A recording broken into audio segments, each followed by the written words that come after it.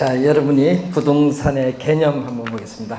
자, 원래 시험에 부동산 개념 우선 출제를 하는데 이 난이도는 하로 우리가 보통 출제를 많이 합니다. 이 기본 개념을 묻는데, 자, 부동산의 개념은 우리가 여러분이 공부했을 때 복합 부동산이죠. 그래서 이 부동산 자체를, 자, 여러분 교재 보시면은 이 부동산 자체를 크게 형태가 있는 유형적 측면과 그리고 형태가 없는 이 무형적 측면으로 보죠. 그래서 이 유형적 측면에서는 이 기술적 측면에서 바라보는 개념이 있습니다. 그래서 이 기술적 측면에서 우리 시험 지문에 많이 나오는 게 공간이죠, 공간. 그래서 이 공간 쪽이 시험 문제에 제일 많이 나오는 지문이 좀 있고, 공간, 그리고 위치, 환경, 자연, 이 네 가지로 보는 게 이 기술적 또는 물리적 개념의 부동산이 되겠고, 또 부동산의 가격 관계를 다루죠. 뭐 경제 성장, 경기 변동, 이 가격 관계를 다루는 학문이 바로 이 경제적 측면에서 바라보는 부동산의 개념. 그리고 토지 이용 규제라든지 소유권 관계, 이 법률적 측면에서 바라보는 이 개념이 우리 크게 이렇게 세 가지로 나눠보는데, 시험 문제는 이 법률적 개념에서 작년에도 정답 지문, 올해도 출제가 예상되는 게 법률적 개념입니다. 자, 그래서 이 법률적 개념을 잘 확인해 두시고, 이 부동산을 이 기술적, 경제적, 법률적 측면에서 이 바라보는 개념을 전문용어로 복합 개념이라고 합니다. 복합 개념. 그리고 이 경제적 측면에서의 개념은 부동산은 실물 자산이죠. 자산. 그리고 재산을 증식시켜주는 자본으로서 기업의 생산 활동을 위한, 예를 들면 공장 부지로서 제공되는 생산 요소로서, 인간의 최종 생활의 편의를 위해서 뭐 콘도미니엄으로 제공되는 소비재로서, 이 부동산 자체는 하나의 고가의 상품으로서 보는 견해가 경제적 개념입니다.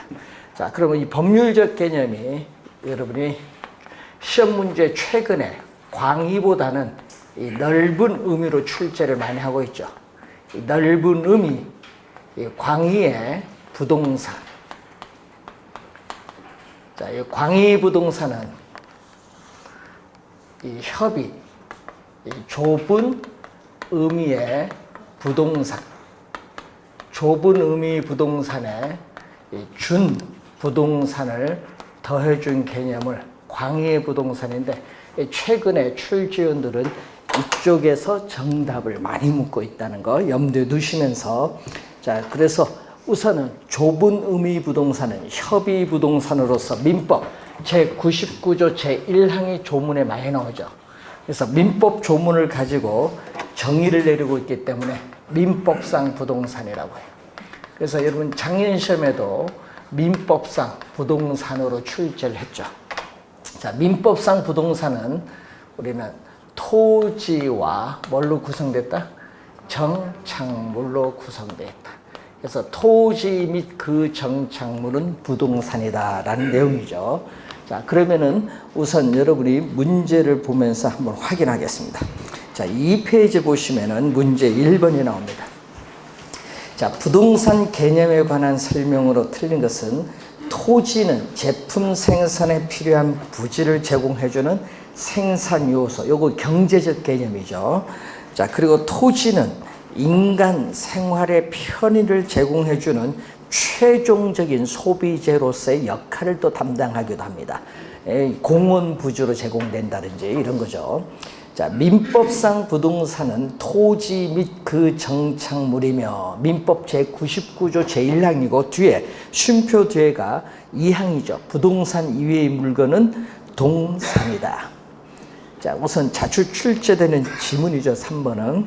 4번 준부동산은 성립 요건인데, 시험 문제 보시면요, 이 개념을 많이 묻죠. 이 개념에는 뭐가 있냐 하면은 등기 또는 등록이죠. 등기 또는 등록의 공시 방법을 갖추는 거죠.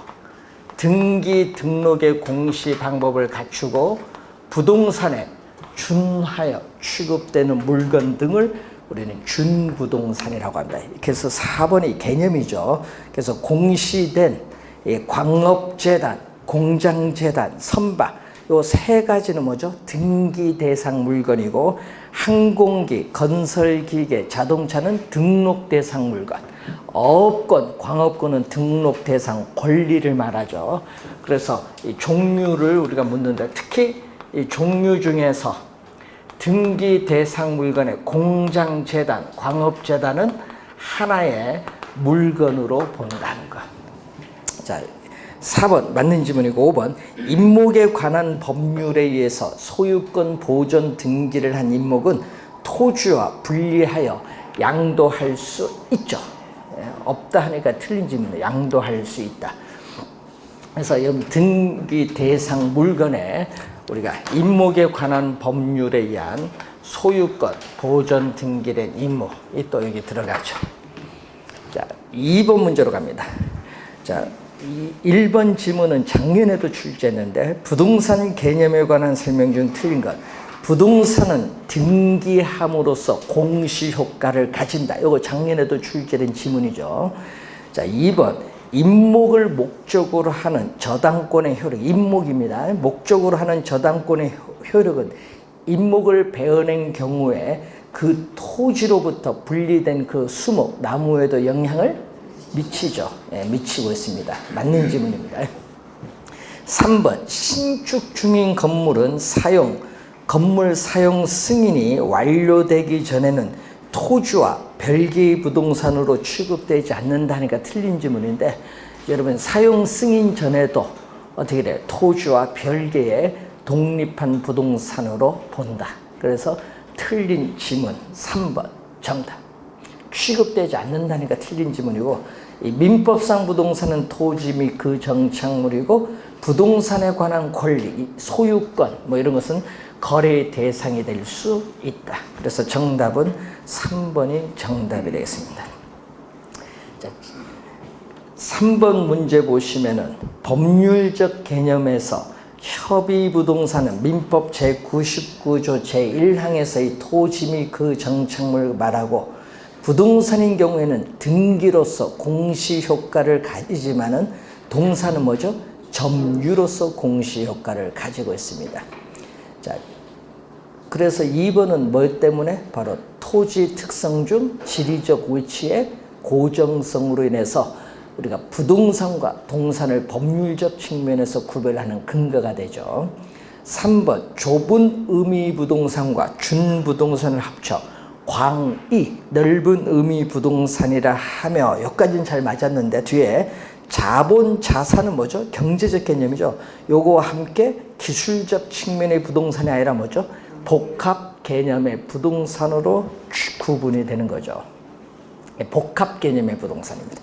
3번 틀린 지문이고 준부동산은 물권의 변동을 등기나 등록수단으로 공시하는 동산을 포함하죠.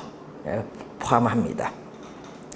임목에 관한 법령에 의해서 소유권 보존 등기된 임목, 공장 및 광업재단 저당 법령에 의해서 저당권의 목적물이 되고 있는 공장재단은 부동산에 준하여 취급된다. 준부동산이죠. 그러니까 준하여 취급된다. 맞는 지문이 되겠습니다. 3번이 정답이 되겠고, 자 4번 문제 보시면은 자 1번은 부동산이란 토지 및 그 정착물을 말하고 부동산 유의 물건 동산 아까 우리 설명한 민법 제99조 조문이 나와 있습니다. 자 부동산의 복합 개념은 부동산을 법률적, 경제적, 기술적 측면 등으로 이해하고자 하는 개념이 복합 개념의 부동산 또 맞고요. 3번은 부동산은 20년이 포인트인데 20년간 소유의 의사로 평온, 공연하게 점유, 등기함으로써 그 소유권을 취득한다. 자, 우리 취득시효 20년에 나와 있죠. 등기부 취득시효는 10년이 됩니다. 동사는 용익 물건은 설정이 불가능하죠. 뭐만 가능하죠? 저당 우리가 유치권, 질권만 설정이 가능합니다. 동사는. 그래서 4번이 틀린 지문. 부동산은 질권만 설정할 수 없습니다. 자, 넓은 의미 부동산에는 등기, 등록의 대상이 되는 항공기, 선박, 자동차 등도 포함이 된다는 거죠. 그래서 여러분이 최근에 또 시험 문제는 정착물에서 출제를 정답을 많이 묻는데 토지와 독립을 한 거죠. 토지와 독립한 부동산으로 간주되는 독립정착물. 아까 우리 설명했던 대표적인 게 뭐가 있습니까? 건물 같은 게 있죠. 건물. 그리고 토지에 일부러 간주되는 종속정착물에서 담장, 울타리죠.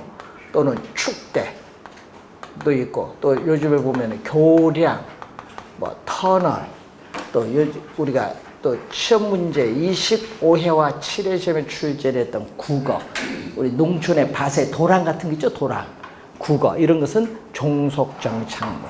그래서 시험 문제에 작년 시험에 여기서 정답을 또 물었죠. 독립정착물 있다는 거.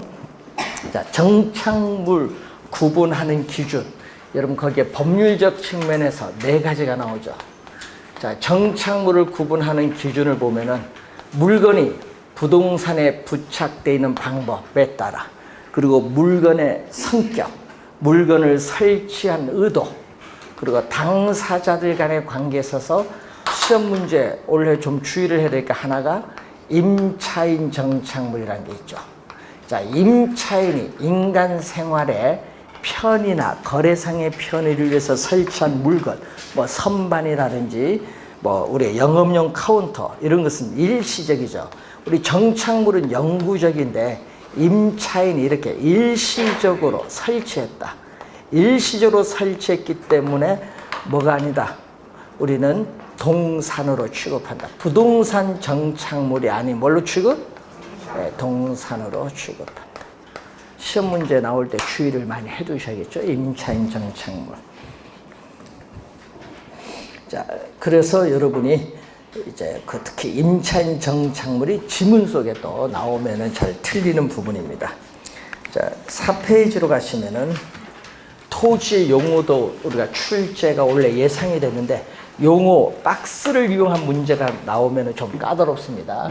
자, 원래 중요한 용어 중에 뭐가 중요하다? 필지. 작년 시험에 획지를 출제했기 때문에 올해는 필지가 중요하죠. 자, 필지는 토지 소유자의 권리를 구분하기 위한 법률상의 단위 개념인데 소유가 중심이 돼요. 그래서 토지 소유권이 미치는 범위와 한계를 표시해 주는데 시험에 제일 많이 나오는 지문 2가지가 있어요.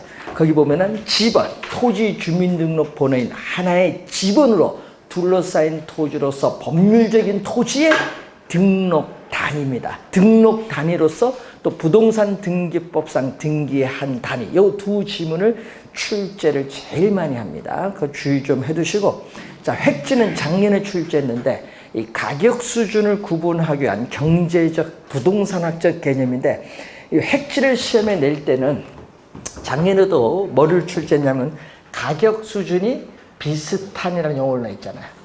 그래서 행정적, 법률적 우리가 조건, 자연적, 인위적 조건, 물리적 조건에 의해서 다른 토지와 구별이 되는 가격 수준이 비슷한 일단의 토지.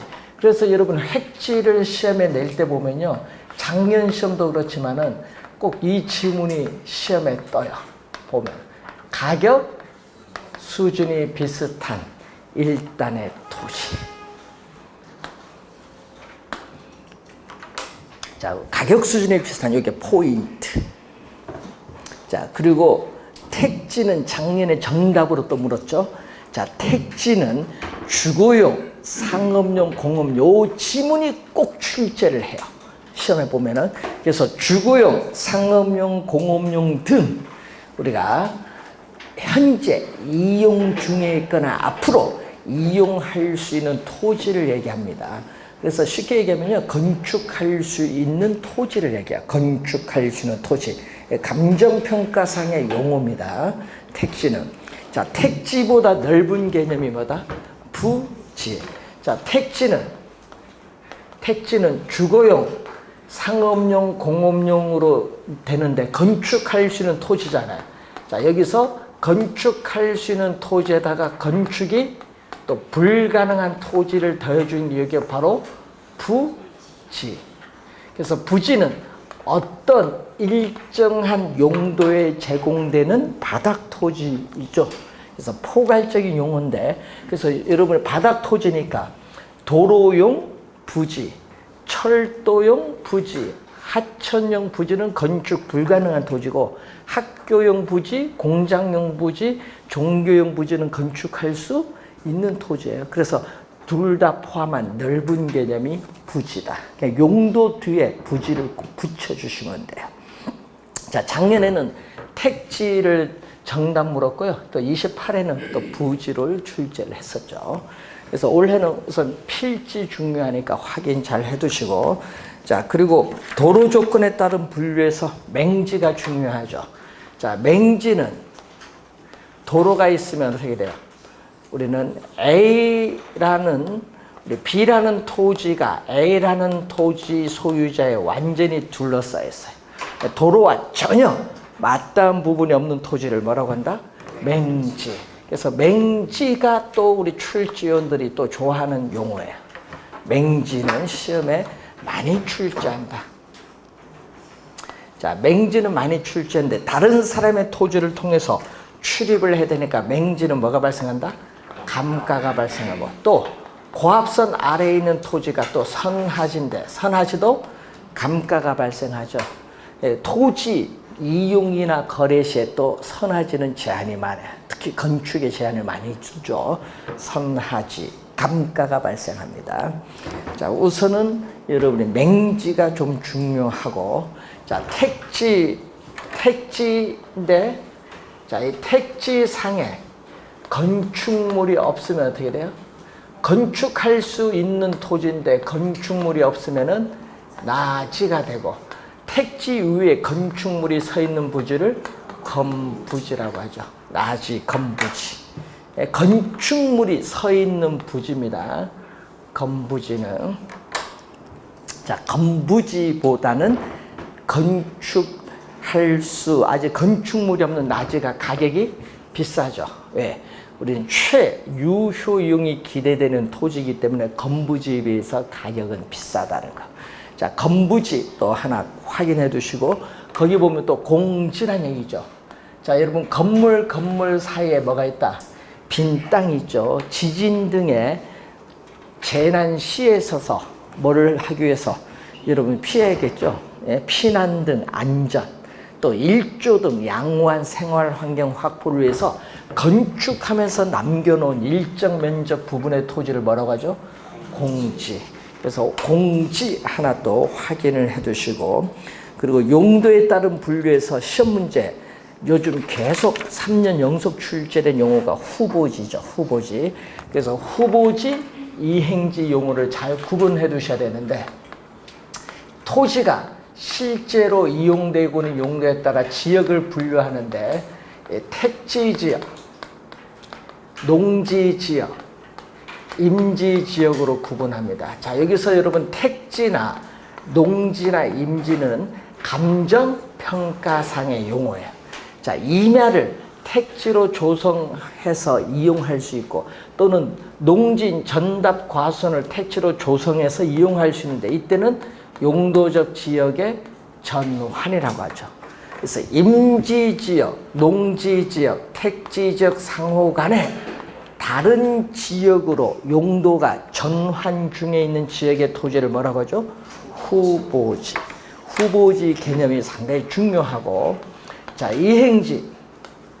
자, 이행지는 택지 지역을 더 세분시킨다. 예를 들어서 우리는 주거지역.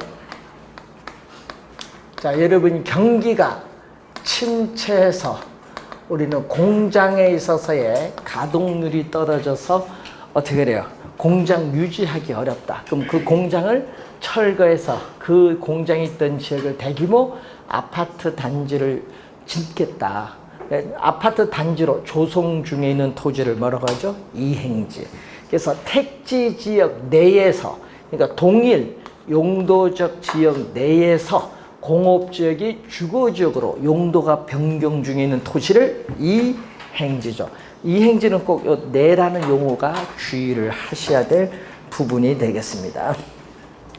자, 그리고 포락지가 또 중요한 용어죠. 포락지.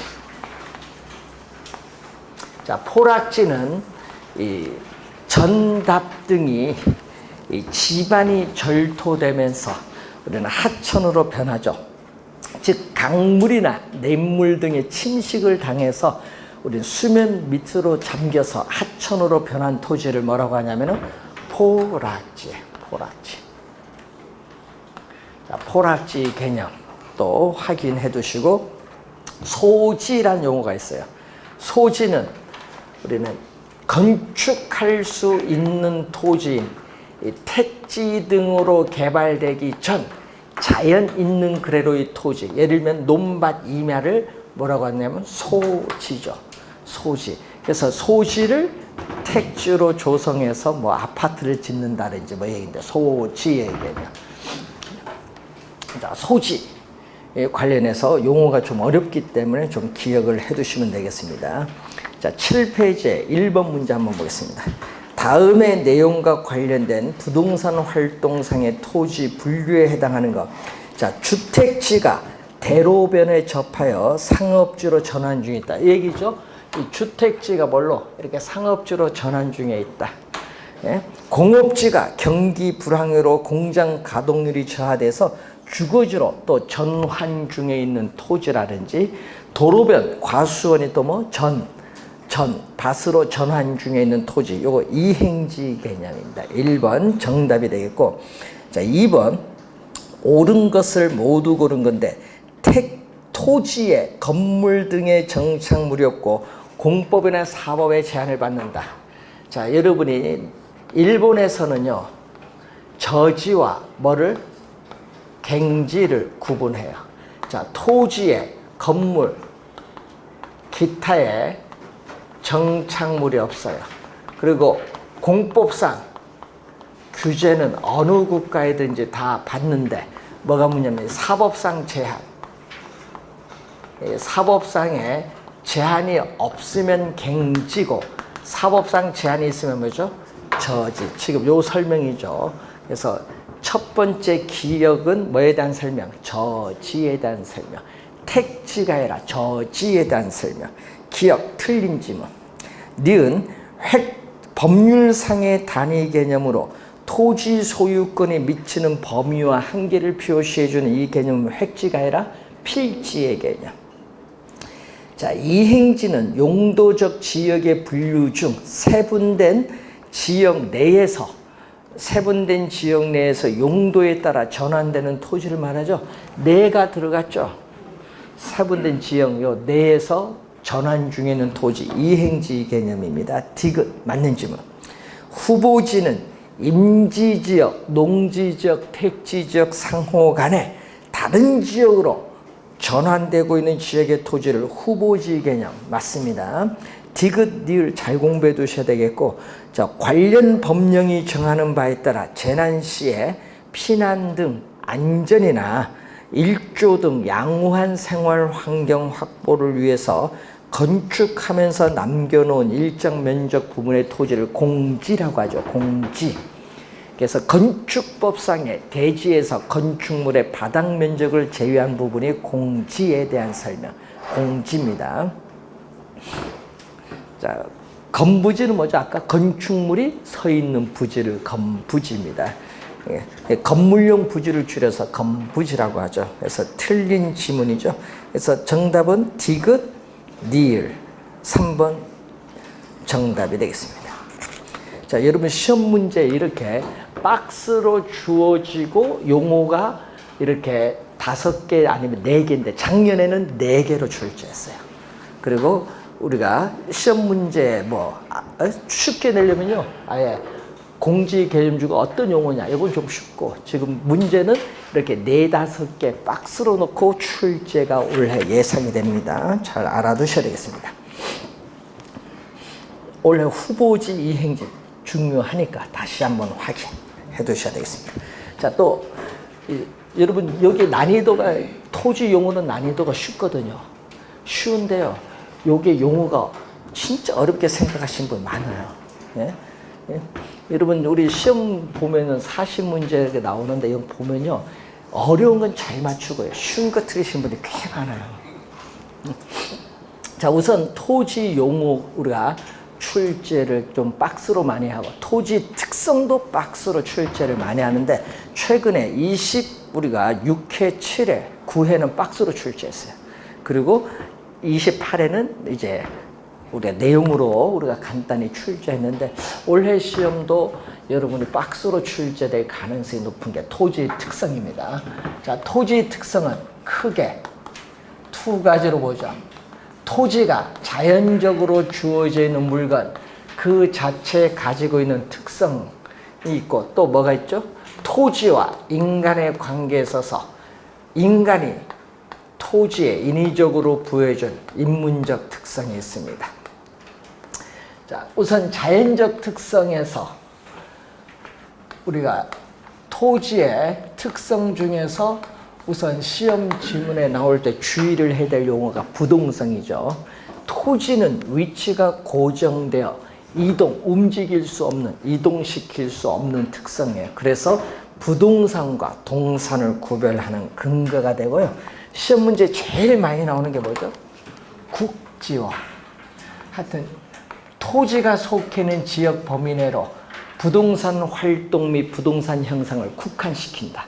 지역 내로 국한시킨다. 이 지문 시험에 하여튼 부동산 시장의 특징도 있잖아요. 그거와 관련해서 제일 좀 많이 나오고, 또 많이 출제되는 용어 중에 하나가 임장활동이죠. 토지 거래 시에는 각종 자료를 수집해서 이런 분석하는 정보활동도 중요하지만은, 토지가 위치 있는 현장에 가서 확인을 하는데, 특히 확인을 할 때 제일 많이 하는 활동이 뭐냐 하면요, 실제로 이용되고 있는 용도 있죠, 토지. 그리고 토지 대장상의 지목 일치하는지 여부. 왜? 가치가 다르거든요. 감정평가를 할 때는요, 현장에 평가사 가서 실제 이용하고 있는 용도로 평가를 해요.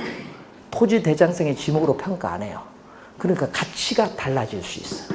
그리고 또 면적이 또 달라질 수 있어. 그리고 뭐를 해야 돼? 또 측량을 해야 돼. 우리나라 토지요, 면적 다른 게 엄청 많아요. 측량을 해야 돼. 또 위치 또 잘못하면 골치 아파. 예? 그래서 몇 년 전에 대우증권 출신인데요. 대우증권 출신인데 이분이 자기 동네라고 진짜 잘한대요. 그런데 문제는 교회 기숙사 부지를 거기 거래를 했는데, 거기서 원하는 땅 여기인데 도로 건너편 땅을 매매했어요. 그때 당시 5억인데. 어떻게 돼? 사기죠. 사기자는 잘못 거래했으니까. 근데 요 땅 구해주면 괜찮으니까 또 그것도 환불해줘야죠. 계약 취소해서. 그래서 해주는데 엄청 손해봅니다. 왜? 꼭 필요한 거니까. 그러니까 위치도 확인해야 돼. 이렇게 사고가 진짜 많아요, 토지는. 그래서 시험 문제는 또 요걸 또 많이 출제해. 예, 부동산 활동을 뭘로 만든다? 정보 활동, 임장 활동을 만들면서 중시합니다. 그리고 또 시험 문제에 또 많이 출제되는 게 외부 효과. 토지는 위치가 고정되어 있기 때문에 그 토지를 둘러싼 외부 환경의 영향을 받아서 부동산 가치는 오를 수도 있고 내릴 수도 있는 외부 효과가 발생하죠. 외부 효과가 발생한다. 이 시험 문제에 또 자주 출제가 되는 용어. 또 부동산 가치에 전반적인 영향을 미치는 이 지역 요인에 대한 분석이 또 필요하다. 어떤 지역에 부동산이 속해 있느냐, 또 상당히 중요하죠. 지역 분석의 필요성이 나타난다. 자, 부동성은 원래 좀 중요하고요. 자, 그리고 재작년 28구의 정답을 물었던 게 뭐죠? 부증성을 정답 물었죠. 28구의 시험은. 자, 증가 안 되죠. 토지에 생산비를 투입을 하여도 자연적으로 주어진 토지량은 늘려줄 수 없다. 그래서 항상 그 조심해야 돼. 비생산성, 또 면적이 뭐를 가져온다? 유한성. 면적이 유한하다는 거. 그렇기 때문에 어떻게 돼요? 토지 소유 욕구가 증대가 돼요. 유한하기 때문에. 그래서 토지를 소유하고자 하는 욕망은 무한한데 그 무한한 욕망을 충족시켜줄 토지 자원은 한정되어 있는 것을 뭐라고 하죠? 희소성인데 이 희소성이 시간의 경감에 따라 점점 가중돼. 여러분 희소성이 높을수록 가격도 비싸요. 희소성. 우리 골동품 희소성이 있잖아요. 가격이 비싼 거예요. 자, 그리고 또 토지는 최선의 유한하기 때문에 또 최유효 이용의 근거가 되고 토지 공개념의 또 근거가 되기도 하죠. 유한하기 때문에 그렇고요. 자, 토지는 어떻게 돼요? 수요는 계속적으로 늘어나는데 택지를 조성 공급 능력에는 한계가 있다 보니까 우리 도시 내에서 계속 뭐가 발생하죠? 토지 부족 문제가 발생해요. 토지 부족 문제로 어떻게 돼요? 토지를 이용하고자 하는 수요자 간에 뭐가 벌어져요? 경쟁이 벌어지죠. 경쟁이 벌어지니까 지가가 뭐 한다? 또 급등을 하고 있다. 지가가 급등하기 때문에 건물이 고층화된다. 이걸 시험에 작년에도 출제했는데 집약화라는 용어가 나오거든요. 토지 이용에서의 집약화 또는 집약적인 토지요. 조방화가 아니라 집약이란 용어가 꼭 떠요. 우리 보면은 부증성에는 토지 이용의 이 집약화를 촉진한다.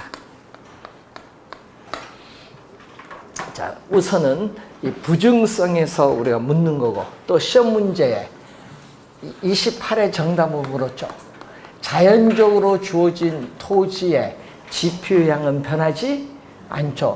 불변이에요. 물리적 공급은 부증성으로 인해서 물리적 측면에서의 토지량은 증가시켜줄 수 없다. 물리적 측면에서의 토지량은 변화가 없어요. 불변. 근데 이 물리적 공급 중에서 인간이 이용할 수 있는 부분의 토지를 뭐라고 하죠? 경제적, 용도적 공급이에요. 이건 용도의 다양성에 의해서 토지 이용에서의 용도의 전환을 통해서 택지를 조성하거나 간척 개발하거나 공유수면 매립을 통해서 인간이 이용할 수 없었던 토지를 인간이 이렇게 이용할 수 있도록 늘려줄 수는 있는데 이 물리적 양은 변화가 없다는 거. 그래서 여러분이 경제적 측면에서의 공급은 증가가 가능하더라도 어떻게 돼요? 우리는 토지 이용의 용도의 전환의 측면에서 파악을 하는 거죠. 물리적 양은 변화가 없기 때문에 부증성 이론은 적용된다는 거. 자, 여기서 시험 문제 28회 시험에도 정답, 23회도 정답 물었어요.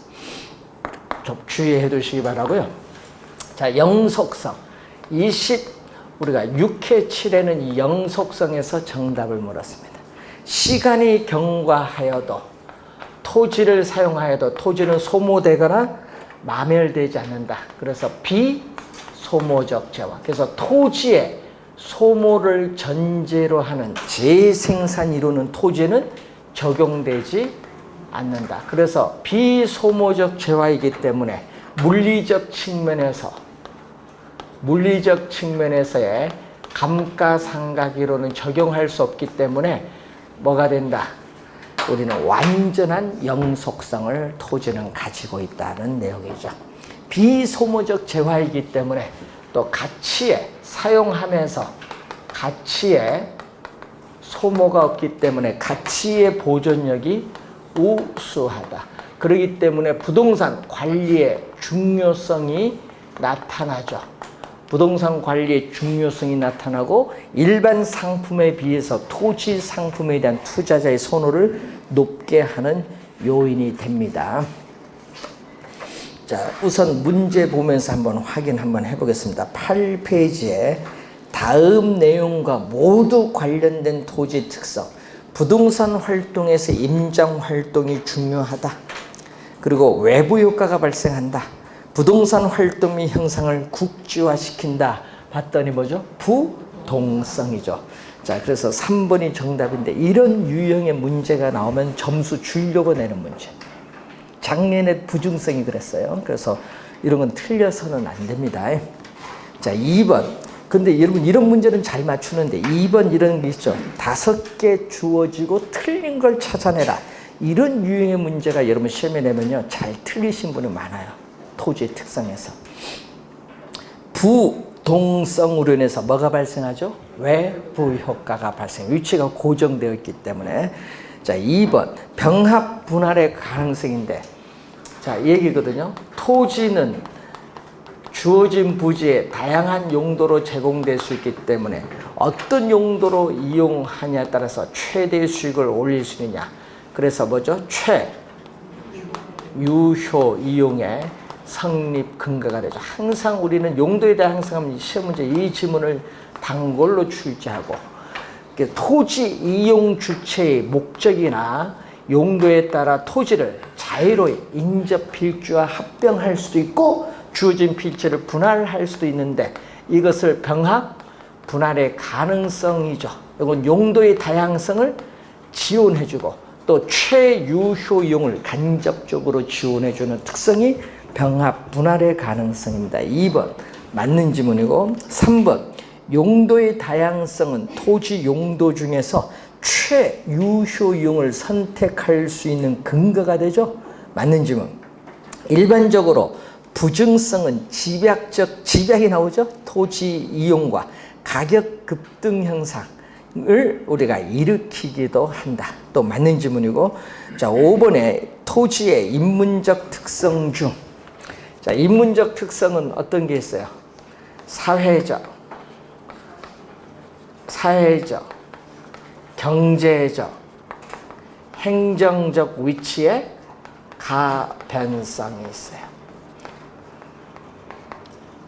자, 그 중에서 우리는 도시 계획의 변경, 공업단지 지정은 토지의 위치의 가변성 중 사회적 위치가 아니라 행정적 위치가 변하는 경우, 행정적 위치.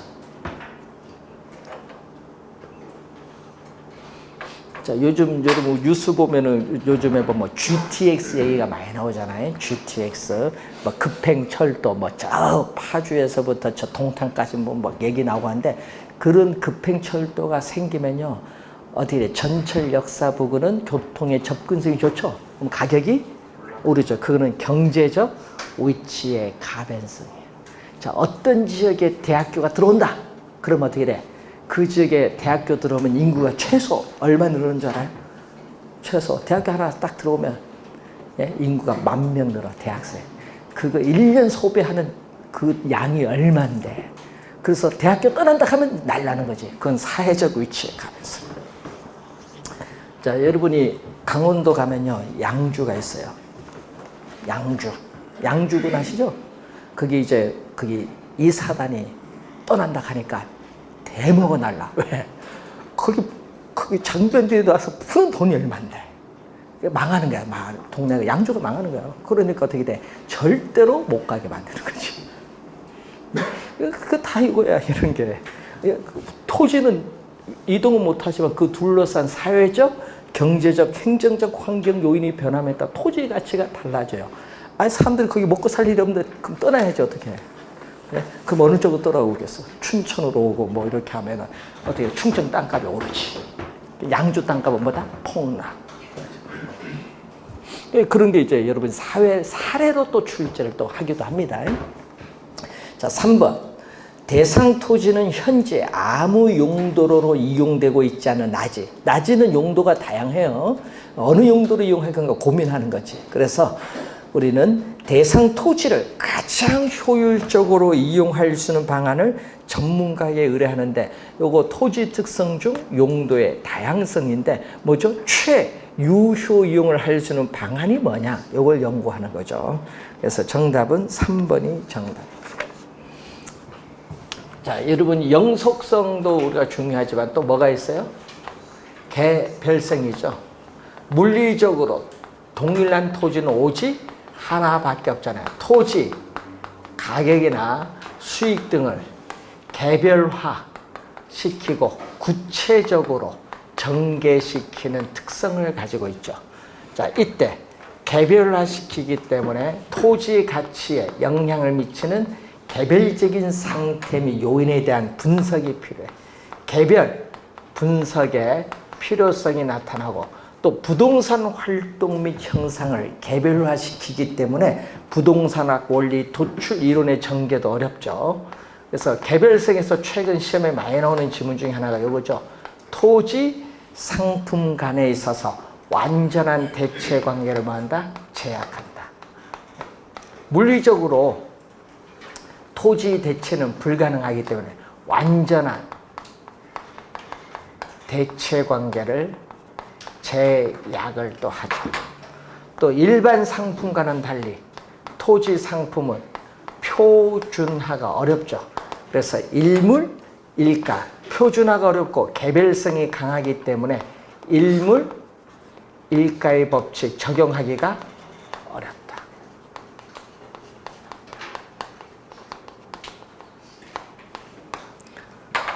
자, 우리 관련해서 토지 특성 요 네 가지를 제일 많이 시험 지문에 넣는데 여기서 보통 4개, 여기서 좀 하나의 지문을 뽑아서 5개의 지문을 만들어서 올해 출제가 예상되고 있습니다. 그래서 한번 여기서는 우리가 총론에서 3문제 올해 출제가 예상되는데 틀리시면 안 됩니다.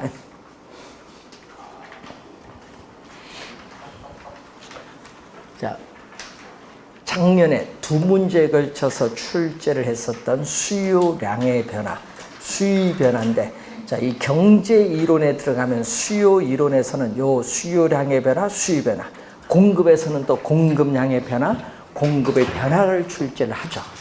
자, 그러면 수요량의 변화는 뭐죠?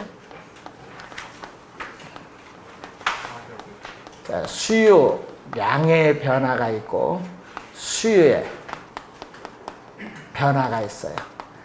우리는 해당 상품의 가격이거든요. 해당되는 상품, 예를 들면 아파트 시장하면 뭐죠? 아파트 가격. 오피스텔 시장하면 오피스텔 가격. 우리 출제원들은요, 아파트로 말이 내요. 예?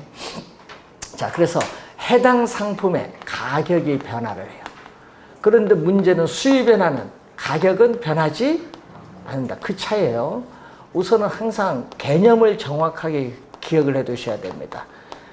수요는 가격은 변화가 없고 수요량의 변화 뭐가 변한다? 가격이 변하죠. 가격이 변하면은 동일한 수요 곡선, 작년 시험에도 요 상이 있나 없나가 중요해요. 예. 점의 이동이다. 그래서 가격이 변하면요, 그 지문상에 여러분 딱 봤을 때 문제에서 상이 있나 없나 확인하면 돼요. 상이 있으면은 수요 수요 변화가 아니라 무슨 변화? 수요량의 변화. 그러니까 량과 상은 같이 다녀야 돼요. 상하면은 수요량의 변화예요. 근데 가격은 변화가 없는데 위에서 일정하다고 가정했던 요인이 변하는 거죠. 가격은 변화가 없고 가격 이외에 다른 수요 결정 요인이 변하는 거예요. 뭐 소득이라든지 인구, 다른 수요 결정 요인이 변하면은 이때는 수요 곡선 자체가 이동한다. 수요 곡선 자체가 이동하는데 수요 곡선 자체가 오른쪽으로 이동하면은 수요의 뭐다? 증가. 왼쪽으로 이동하면 수요의 감소인데, 자, 여러분 가끔 시험 문제에 작년에 이렇게 나오니까 또 헷갈리신 분들이 많더라고요. 시험 문제. 수요 곡선이 우측 좌측은요, 가격. 요 가격이 변화가 없다는 거거든요. P0 가격이 변화가 없고 우리는 수요량이 동일한 가격 수준에서 이렇게 수요량이 증가해서 수요 곡선 자체가 우측으로 이동하면 뭐다? 이것은 수요의 증가죠. 그러니까 그 말은 우측 좌측이라는 건요, 가격은 변화가 없는데 수요량이 이렇게 증가해서 수요 곡선 자체가 우측으로 이동한다. 그 말이고, 작년에는 이걸로 출제해서 가격 기준이 아니라 양 기준으로 이렇게 올라가면 뭐죠? 우상향한다. 수요 증가를 우상향 이동한다. 출제했고. 그러면 수요가 감소하는 건 뭐다? 예? 좌하향 이동. 그렇게 출제했어요. 양을 기준으로. 작년 시험에. 우리 시험에는 양 기준으로 출제 잘 안 하는데, 이제 작년에는요, 좀, 예? 연세가 좀 되신 분이 출제하시는 거예요. 예? 좌상향, 그걸로 출제. 요즘은 그렇게 출제 안 하거든요, 저희들이. 그래서 우측, 좌측으로 하지. 그래서 작년에는 이렇게 우상향, 좌하향으로 출제한 거예요. 그런데 문제는 출제를 했는데, 좌상향, 우하향이 무엇인지 몰라서 또 틀리신 분이 있어요. 개념만 정확히 아시면 되는데, 자, 시험 문제 나오면 나오면 박스가 나오면 또 어려워요. 여러분이 최근에 보면요, 박스 형태로 자주 내거든요. 자, 1번 한번 보시면은 아파트 시장의 수요 곡선을 우측으로 이동시킬 수 있는, 우측으로 이동하면 뭐죠? 수요의 증가가 돼요. 수요 증가 요인인데, 수요자의 실질 소득이 증가하면요, 이전보다 살 수 있는 상품의 수량이 더 많아져요. 그러니까 수요의 증가가 돼요. 취득세가 인하되면 어떻게 돼요? 세금 부담이 낮아지죠. 그럼 구매력은 높아져서 수요는 증가합니다. 인구가 감소하면 수요가 뭐한다? 감소해요. 자, 그리고 거기 보니까 아파트 가격이 나오는데, 아파트 가격이 주어졌죠. 아파트 가격이 뭐였다? 하락을 했다. 자, 요 A점에서 아파트 가격이 하락하면 수요 법칙에 따라 수요량은 증가하는데, 네 번째는요, 아파트 가격이 하락하면은 이 A점이 동일한 수요 곡선을 따라서 뭘로? B점을 이동해. 그러니까 요거는 수요 증가가 아니라 뭐다? 수요량의 변화. 네 번째는 수요 증가가 아니라 수요량의 변화. 그래서 틀린죠? 아파트 가격하는 수요 증가가 아니라는 거 주의해야 됩니다. 네 번째에서 함정에 걸려 들어갑니다. 주의 좀 해두시고, 아파트의 선호도가 증가하면 또 뭐가 돼? 수요는 뭐한다? 증가하겠지. 자, 대체주택 가격. 여러분, 수요 변화 이런 걸 물을 때 대체제 있죠? 수요 변화 요인을 물을 때 시험에 보면요, 대체제 보완제 중에서 출제 요인은요, 대체제를 정답 많이 물어. 작년에도 대체제가 정답이거든요. 그럼 지금 대체제인 뭐가 하락을 했다? 대체제인 주택 가격이 뭐 했어요? 하락을 하면 수요 법칙에 따라서, 여러분 뭐 암기하려고 하지 마시고 수요 법칙은 알잖아요. 가격이 하락하면 수요량은 증가하죠. 그러면 아파트는, 대체 관계는 아파트 수요는 뭐 하냐? 여기 수요량 지금 여기는 줄어들지, 대체 관계니까. 그래서 주택과 아파트는 대체제일 때는 화살표의 변동이 뭘로 간다? 반대. 수요든 공급이든 대체제는 화살표가 반대로 변동하고 보완제는 같은 방향 변동합니다. 그것만 잘 기억하면 돼요. 그것만 알면은 모든 게 다 풀려요. 암기하지 마시고 항상 원리로 수요가 나오면 수요 법칙, 공급이 나오면 공급의 법칙 먼저 적용하고, 화살표가 대체제는 뭐다? 반대. 보완제는 같은 방향. 그것만 알면 되지. 수요가 뭐한다? 감소한다. 그러니까 네 번째와 여섯 번째에서 함정에 들어가면 안 되겠고, 그다음 맨 마지막, 담보대출 금리가 상승하면 이자 부담이 높아지니까 구매력은 떨어져서 수요는 감소합니다. 수요 증가 요인 몇 개죠? 3개. 그럼 수요 감소 요인도 3개. 수요 증가 요인도 3개. 감소 요인도 3개. 자, 2번 문제로 갑니다. 아파트에 대한, 아파트의 동그라미 2번. 아파트에 대한 수요의 변화 요인과 수요량의 변화 요인이 옳게 얽힌가, 이런 문제를 찾을 때 앞에 보면 안 되고 뒤에 수요량의 변화부터, 뒤에 아파트니까 수요량의 변화, 해당 상황이니까 뭐가 와 있죠? 아파트 가격. 아파트 가격 있는 거 찾아봤더니 3번밖에 없네요. 3번 정답. 왼쪽 같으니 가구 수가 증가하면 수요가 증가하죠. 자, 3번. 자, 옳은 설명입니다. 아파트 가격 하락이 예상의 동그라미. 자, 시험 문제에 이 소비자들의 미래에 대한 예상이 나오거든요. 여러분, 항상 시험 문제 보면요, 이 미래에 대한 예상이 나오는데, 이 예상은 어디 도망가 버려. 여러분, 생각을 하실 때. 질문 들어보면요, 요 예상이 상당히 중요한데, 이걸 주의해야 돼. 그 예상 나오니까 하락만 생각해. 여러분, 문제 나오면 뒤에 예상이 중요한 건데, 아파트 가격 하락이 예상되면요, 현재 뭐다? 비싸요. 현재 시점 비싸니까 들은 현재 수요를 줄이죠. 감소, 수요 감소예요. 수요 감소니까 어떻게 돼요? 수요 곡선이 어떻게 돼요? 수요 곡선이 좌하향으로 이동. 그래서 1번 틀린지만 2번 실질 소득이 증가하면 수요가 증가하니까 수요 곡선은 뭐죠? 우상향으로 이동합니다. 우상향으로 이동. 틀렸고, 대치진 단독주택 가격이 상승하면 수요 법칙에 따라 단독주택 수요량은 뭐 한다? 감소하고, 대체진 아파트 수요는 뭐 한다? 증가하니까 우상향 이동이죠. 여러분 이 얘기겠죠? 단독주택 가격이 뭐 한다? 단독주택 가격이 상승을 하면은, 단독주택 가격이 상승하면은 주택 수요량은 뭐 한다? 우리는 감소하고, 뭐? 아파트 수요는 뭐 한다? 증가하니까 우상향 이동이지. 3번 정답이죠. 아파트 담보대출 금리가 하락하면은 이자 부담이 낮아지니까 수요는 증가해요. 수요가 증가하니까 수요 곡선 자체가 우상향으로 이동. 거래세가 인상되면 세금 부담이 높아집니다. 그러면은 수요가 감소하는데, 수요 감소는 수요 곡선 자체를 좌하향으로 이동. 그래서 틀린 지문 3번 정답입니다. 자, 시험 문제 나올 때 주의를 많이 하니까 우리 출제위원들은요, 여러분들이 제일 많이 틀리는 게 보면 예상이 나올 때 예상은 생각 안 하고 앞에 것만 보고 판단하는 거. 그리고 대체제 보완제에서 출제위원들은 대체제를 많이 낸다는 거. 대체제가 나올 때 여러분은 이제 많이 틀려요, 보면은. 그래서 시험 문제 나올 때 주의해 두시고, 이런 유형으로 나오면, 그 1번 이런 박스로 나오면 여러분이 시험에 잘 틀리는 부분이 됩니다.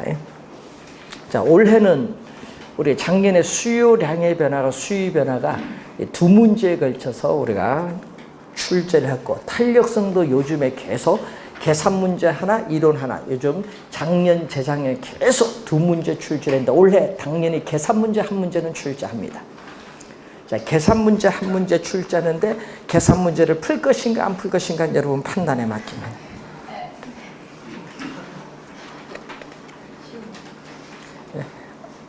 봐서 쉬우면 풀고, 시간이 없으면. 그래서 작년도는 뭐 문제가 어려운 건 아니고요. 그래서 시험 문제 탄력성은 우리가 뭐를 주죠? 자극을 줬을 때 뭐를 보는 거죠? 반응을 보는 거예요. 탄력성은. 이때 자극이 뭐죠? 가격. 반응은 수요량이나 아니면 공급량이잖아요. 그래서 가격이 변했을 때 수요량이나 공급량이 민감하게 반응하면 탄력적이란 말 사용하고, 그리고 가격이 변했을 때 수요량이나 공급량이 민감하게 반응하지 않으면 비탄력적이란 말 사용해요. 네? 그런데 가끔 이제 질문 들어오는 거 보면요, 이 소득 탄력성과 많이 헷갈리신 분들, 여러분 탄력적, 비탄력적이라는 용어는 어디서? 가격 탄력성, 수요 가격 탄력성이든 공급의 가격 탄력성에서 판단하시고, 소득 교체는 탄력성, 비탄력적이 없어요. 소득은 뭐다? 정상제, 열등제로 판단하시고, 교차는 뭐다? 대체제, 보완제 이렇게 판단하시면 되는데, 그 내용은 잠시 쉬고 시작하겠습니다.